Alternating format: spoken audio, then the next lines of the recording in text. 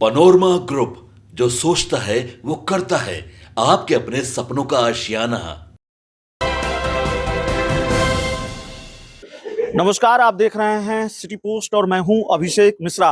देखिए, इस वक्त हम खगड़िया में हैं और खगड़िया के शहरबन्नी में कल पशुपति पारस बड़ा कार्यक्रम कर रहे हैं, अपनी ताकत दिखाएंगे, शक्ति प्रदर्शन की तैयारी है। तो हम आपको दिखाते हैं किस तरह की तैयारी है। और पशुपति पारस मौजूद है खगड़िया में। भारतीय जनता पार्टी और चिराग पासवान दोनों को क्लियर मैसेज दिया है। थोड़ी देर पहले जो बयान आया है वो भी हम आपको सुनवाएंगे और आपको बताएंगे कि किस तरह से मैसेज दिया गया है कि साधु की जमात कोई सियासत में होता नहीं है। तो बहुत क्लियर मैसेज है। देखिए, पूर्व केंद्रीय मंत्री पशुपति पारस, पार्टी के कई महत्वपूर्ण नेता और एक बड़ी तादाद में एक बड़ी आबादी कार्यकर्ताओं की, पार्टी के नेताओं की कल खगड़िया के शहरबन्नी में नेताओं कार्यकर्ताओं का जुटान होगा।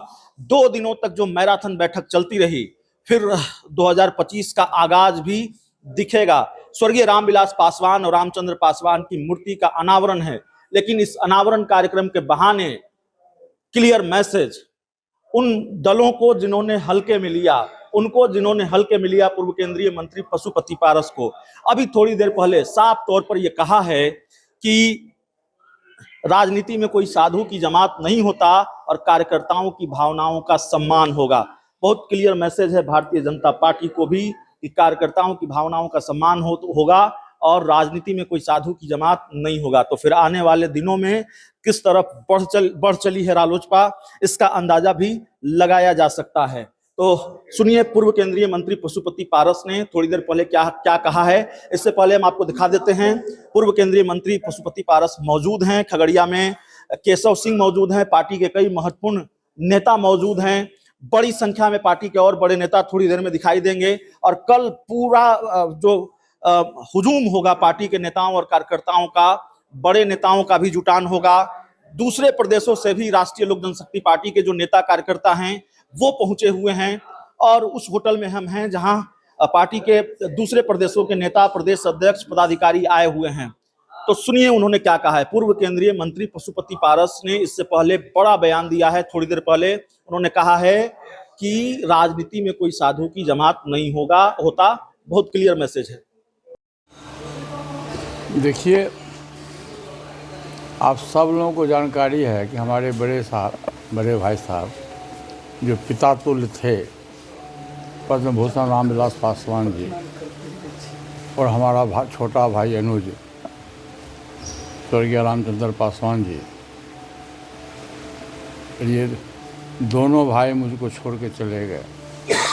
और हमारे तीनों भाई में जो प्यार और मोहब्बत था, शायद पूरे बिहार के लोग जानते हैं। हमारे तीनों भाई में काफ़ी घनिष्ठता थी और 72-73 वर्ष की उम्र तक हम लोग जब कभी रहे, किसी को, बाहरी आदमी को, किसी को ये अंतर नहीं बुझाया कि रामविलास है कि पारस है कि रामचंद्र है। लेकिन आज मुझको दुख है कि बड़ा भाई और छोटा भाई मुझको अकेले छोड़ के चले गए।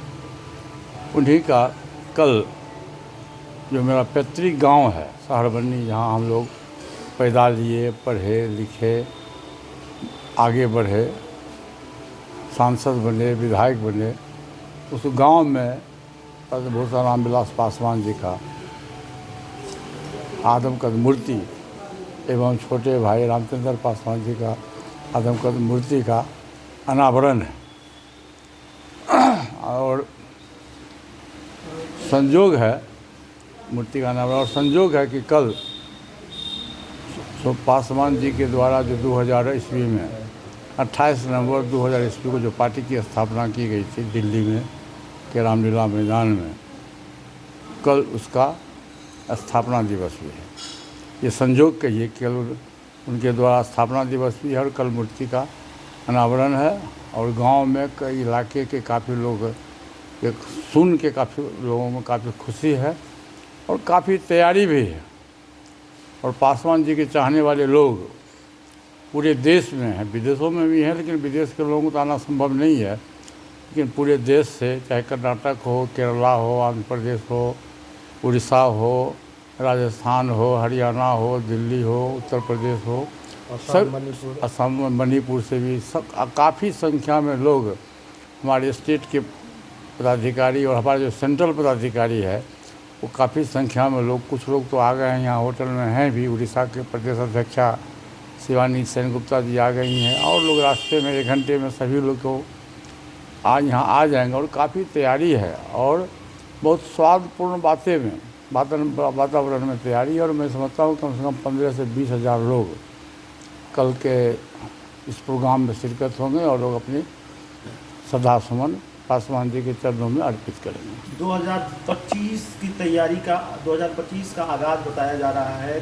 चर्चा बहुत है और ये खबर भी है कि बहुत सारे लोग कल पार्टी से जुड़ने वाले हैं, आरएलजेपी में शामिल होने वाले हैं। ऐसा है जाजी कि राजनीति करने वाला आदमी साधु का जमात नहीं होता है। हम लोग का पूंजी ही वही है।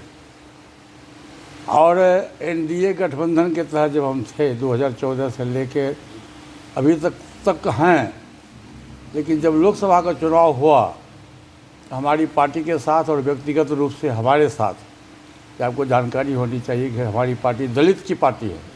मैं खुद दलित का नेता हूँ, लेकिन हमारे साथ नाइंसाफ़ी हुआ, हमारे पार्टी के साथ नाइंसाफ़ी हुआ। फिर भी व्यक्तिगत हित और दल के हित को माइनस करते हुए मैं राष्ट्र हित में, देश की इच्छा थी कि तीसरी बार भी देश में विश्व का सबसे लोकप्रिय नेता आदरणीय श्री नरेंद्र मोदी जी के नेतृत्व में सरकार बने।